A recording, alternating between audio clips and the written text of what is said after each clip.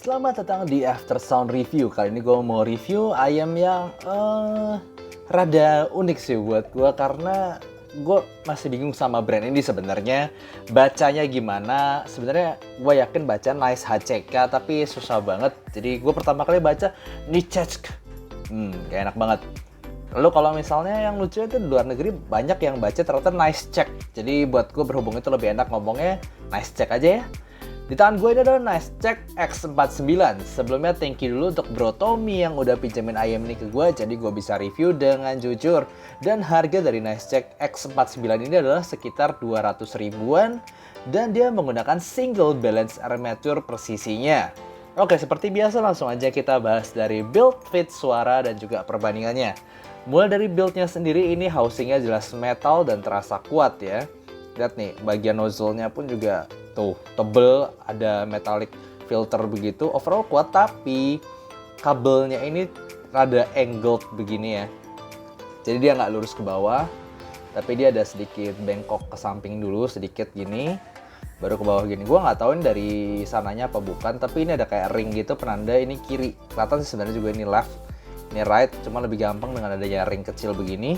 Dan jujur aja kabelnya ini tipis dan agak ngeri sama build-nya sih sebenarnya, karena tipis, lalu build-nya tuh kayak karet, dimana biasanya ya, gue nggak yakin pasti, tapi biasanya nggak terlalu lama lagi kena misalnya panas terus atau kena dingin tiba-tiba itu kadang-kadang bisa ngelotok, bisa rada ya pecah lah sleevingnya ini.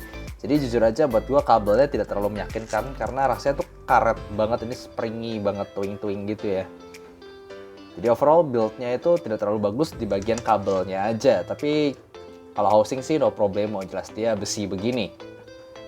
Nah kemudian untuk fittingnya sendiri, ini tipe yang masuk slep gitu aja, gampang banget ke kuping dan sangat nyaman dipakai berjam-jam. Ya karena bentuknya cuma gini doang, dan gue karena angle begini rada bengkok, gue nggak terlalu bisa pakai ini secara over ear. Bisa sih sebenarnya, tapi rada aneh aja. Gue lebih suka pakainya straight down kalau yang ini. Nah kemudian nggak usah sampai yang fit benar-benar kedap banget, karena ini benar-benar nggak ada nggak ada venting atau apapun. Ini bisa bikin benar-benar kupingnya tuh kedap, serasa vakum begitu, yang kadang bisa bikin pusing berapa orang gitu ya. Dan suaranya bisa jadi mendem banget kalau misalnya terlalu kedap buat gue.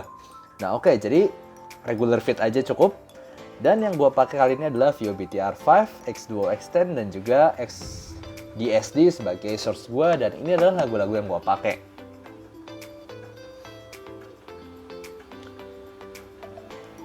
Seperti biasa, berdasarkan standar Harman neutral ataupun DF neutral gue, ayam ini termasuk masih kategori warm. Tapi jujur aja bukan warms yang suaranya mid-nya tebel, bass-nya tebel gitu, enggak. Tapi simply dia tuh rada nyantai, tapi kurang energi di bagian upper mid to treble. Jadi buat gue dia masih masuk kategori neutral to warm, karena nggak bener-bener tebel banget, nggak. Cuman atas frekuensi atasnya aja yang terasa kurang gitu. Mulai dari bassnya sendiri, ini adalah bass yang tidak terlalu dalam. Dia gebuk ala BA ya. Jadi gini, buat gue gebukannya tuh bukannya nonjok ceduk banget, fokus banget, enggak. Tapi rada tidak terlalu nonjok, tapi dem-demnya itu aja ada. Jadi seperti nada bawahnya tuh ada dem-dem, tapi nggak nonjok ceduk gitu, enggak. Jadi jujur aja di sini buat gue punch bassnya itu rada kurang. Tapi cukup, maksudnya kalau misalnya kalian pengen ngerasain sensasi bass, tetap bisa ngasih gitu. Dikasih EDM ataupun pop ataupun rock, dia masih bisa kejar kecepatannya. Cuma kalau kalian suka yang slam bass cedak gitu ya, itu nggak bakal bisa ngasih impact yang cukup buat gue. Beda lah sama Dynamic Driver yang impactnya itu bagus banget. Di sini lebih terkontrol, tapi teksturnya aja tidak terlalu berasa. Anyway, tetap itu buat gue masih all-rounder. Nah kemudian untuk mid range-nya sendiri, ini mid range yang ya gue tadi bilang ya, gue jujur aja nggak terlalu ngerasa ada tebel energi Josh Groban berasa powerful atau Il Divo berasa powerful di sini. Nggak, tapi simply upper mid range-nya tuh rada kurang energi gitu. Jadi maksudnya dengerin vokal cewek nggak terlalu lepas, dengerin vokal-vokal yang nyantai kayak Joyce Chu ataupun Cindian gitu, gue ngerasa nggak terlalu lepas sweet sampai nada atas gitu. Dia kurang bisa dengerin Yonha gitu, dia nggak bisa teriak sampai nada atas. Semuanya tuh kayak berasa rada di smoothing aja. Tapi overall ini tetap vokal yang sebenarnya gue cukup enjoy, karena bener-bener nggak ada pedes-pedesnya, nggak ada metalik-metaliknya, dan tidak terlalu tebal dan tidak terlalu tipis aja. Cuma simply bukan sesuai sukaan gue yang Harman neutral ya. Masih berasa, tapi ini aman lah tipenya. Nah, kemudian untuk treble-nya sendiri, treble yang sangat nyantai. Jadi kalau misalkan cari energi treble di sini, gitar yang garang di nada atas, violin nada atas yang tinggi banget, kalian nggak bisa dapetin di sini. Seperti ke single BA yang nggak terlalu mahal gitu, biasanya memang ada sensasi kayak terlalu disputing atau roll off cepet di bagian atas ataupun bawah. Jadi bass nggak terlalu dalam ataupun treble nggak terlalu tinggi. Jadi ini lebih fokusnya ke mid range, yang mid range-nya itu cukup nyantai, aman dari pickiness dan tidak terlalu tebal dan tidak terlalu tipis juga. Jadi overall tipe tonalitas yang buat gue tipe tonal yang cukup menyenangkan, bisa dibawa nyantai tapi tidak bisa dibawa energik.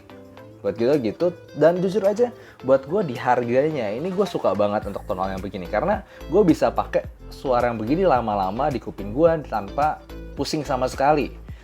Jadi overall quite nice tonality. Nah, untuk technical dia tidak terlalu bagus. Maksudnya kalau kita ngomong soundstage itu berasa nggak terlalu 3 dimensi, berasa kanan kiri aja. Nah, tapi untuk separasi, karena bassnya ini buat gue bass ala BA yang cukup cepet, jadi kadang-kadang kalian bisa ngerasain cukup bisa ada detail dan separasi nada-nada di situ, instrumen-instrumen dengan lumayan. Maksudnya harga 200.000 itu lumayan bisa menyajikan separasi instrumen. Nah, cuman ya imagingnya tidak terlalu bisa 3D banget, tidak bisa pinpoint atas sekeliling kita, dengerin live music itu masih kurang banget. Jadi overall buat gue ini lebih ke tonality-nya yang nice dan nggak bikin pusing, nggak bikin sakit kepala. Gue bisa denger selama berjam-jam. Ini mirip seperti GY07, tapi ini lebih versi yang lebih brightnya sedikit dibanding GY07, walaupun masih termasuk warm ya. Simply suaranya lebih ada energi sedikit di bagian atasnya. Nah, kemudian gimana nih perbandingannya?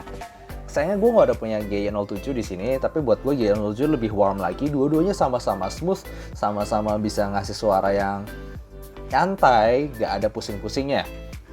Tapi kalau preferensi gue sendiri, gue lebih suka Nice HCK X49 ini dibanding GY07.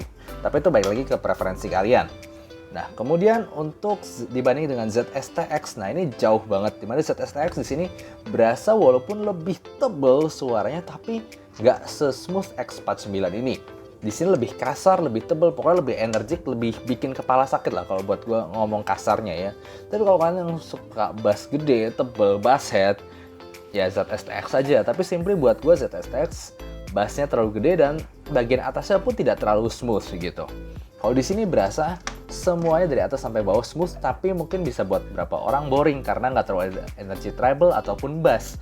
Nah, dibanding dengan KZ yang lain seperti KZZ SN Pro X, ini jelas ZSN Pro X punya bass kualitas yang lebih bagus, lebih tight, lebih deep, dan lebih cepat.